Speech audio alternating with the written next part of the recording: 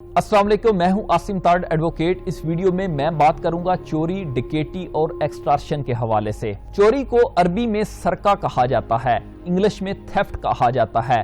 جو کوئی شخص بد دیانتی سے، بد نیتی سے کوئی مال منقولہ، مطلب جو چیز ایک جگہ سے دوسری جگہ منتقل ہو سکے، مثلا گھڑی، کتاب، سائیکل، موٹر سائیکل، کار وغیرہ، ان ساری چیزوں کو ایک جگہ سے دوسری جگہ منتقل کیا جا سکتا ہے۔ اب زمین غیر منقولہ ہے، اس کی چوری نہیں ہو سکتی۔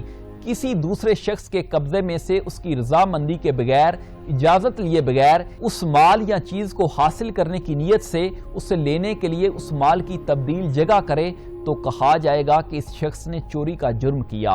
مزید سادہ لفظوں میں کسی بھی آدمی کی اس کی اجازت کے بغیر وہ چیز چوری کرنا جو ایک جگہ سے دوسری جگہ منتقل ہو سکے، اس کو چوری کہیں گے۔ جو بھی چیز چوری کر رہا ہے نیت بری کے ساتھ چوری کرے۔ جو چیز چوری کر رہا ہے وہ چیز ایک جگہ سے دوسری جگہ منتقل ہونے والی ہو۔ جس طرح میں نے اوپر مثال دی ہے، مثلا موٹر سائیکل، کار وغیرہ، وہ چیز جو چوری کر رہا ہے اس کا مالک دوسرا آدمی ہو۔ چوری ہمیشہ مالک کی اجازت کے بغیر کی جاتی ہے، اور جو چیز چوری کی گئی ہے وہ لازمی ایک جگہ سے دوسری جگہ منتقل ہوئی ہو۔ یہاں پر بڑی اہم بات، چوری میں بددیانتی یا نیت کا برا ہونا بہت ضروری ہوتا ہے۔ صرف بغیر اجازت کسی مال کو لے لینا یا لے جانا بددیانتی کی دلیل نہ ہے۔ اگر اس چیز کو غلطی سے اس خیال سے لے لیا جائے کہ مال کا لے جانے والا اسے اپنی ملکیت سمجھتا ہو تو ایسا بدنیتی کی وجہ سے نہیں ہوا، لہٰذا یہ چوری نہیں ہے۔ اگر کسی کی چیز صرف تھوڑے سے وقت کے لیے بھی بغیر اجازت کسی کی اٹھا لی جائے تو وہ چوری ہے۔ ملزم چوری میں یہ موقف نہیں لے سکتا کہ اس کی نیت ہمیشہ کے لیے چیز چوری کرنے کی نہ تھی۔ مثال کے طور پر ٹوم جیری کے کمرے میں اس کی غیر حاضری میں اس کی میز پر پڑی ہوئی کتاب اٹھا لے جاتا ہے تو ٹوم نے چوری کا جرم کیا۔ اسی طرح الف بے کے آموں کے باغ سے بے کی اجازت کے بغیر کچے آم توڑتا ہے، اس نیت کے ساتھ کہ وہ انہیں منڈی میں فروخت کرے اور رقم حاصل کرے۔ الف نے آم اٹھا کر چوری کا جرم کیا۔ درخت جب تک وہ زمین سے جڑا ہے، اب جیسے ہی ٹوم جیری کی زمین سے اس کی اجازت کے بغیر درخت کاٹ لے، جیسے ہی درخت کٹ گیا، مال منقولہ بن گیا۔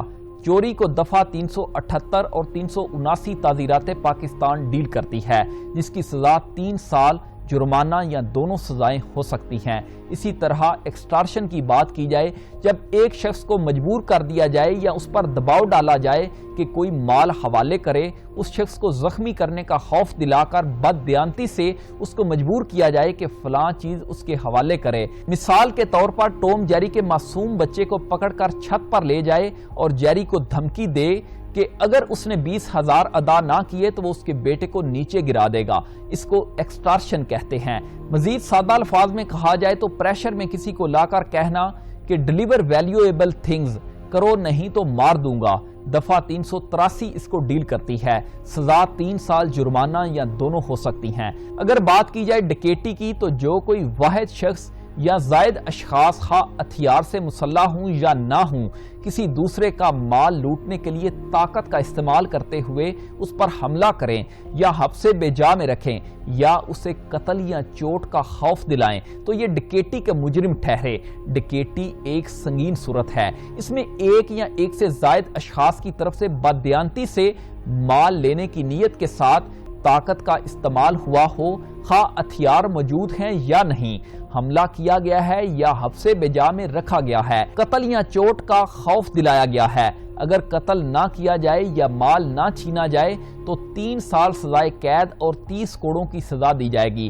کوئی مال نہ لوٹا جائے لیکن کسی کو زخمی کیا جائے تو تعزیرات پاکستان کے تحت زخمی کرنے کی سزا بھی دی جائے گی۔ اگر قتل کا مرتکب نہ ہوا جائے لیکن نصاب کے برابر یا اس سے زائد مال لوٹا جائے تو مجرم کا دایاں ہاتھ کلائی تک اور بایاں پاؤں ٹخنے تک کاٹا جائے گا۔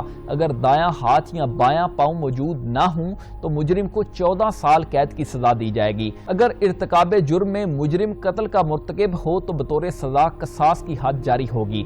ایک اہم بات، اگر تو لوگ 5 سے کم ہوں تو رابری ہوگی، اور اگر لوگ 5 یا 5 سے زیادہ ہیں تو ڈکیٹی ہوگی۔ ڈکیٹی کا ٹرائل سیشن کورٹ میں ہوگا جبکہ رابری کا ٹرائل میجسٹریٹ کرے گا۔ اگر رابری ہائی وے پر ہو تو اس کی سزا 14 سال ہوگی۔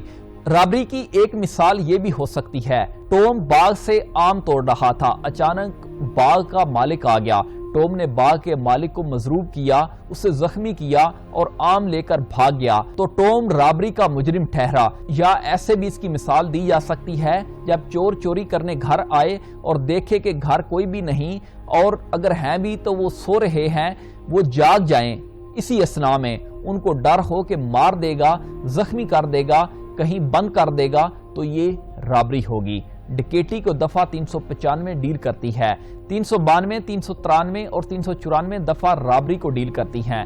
اگر ڈکیٹی کے ساتھ مرڈر بھی ہو تو اس کی سزا سزائے موت، عمر قید یا 10 سال کم سے کم بھی سزا ہوگی۔ اس صورت میں دفعہ 396 لگے گی۔ اجازت دیجیے، اللہ حافظ۔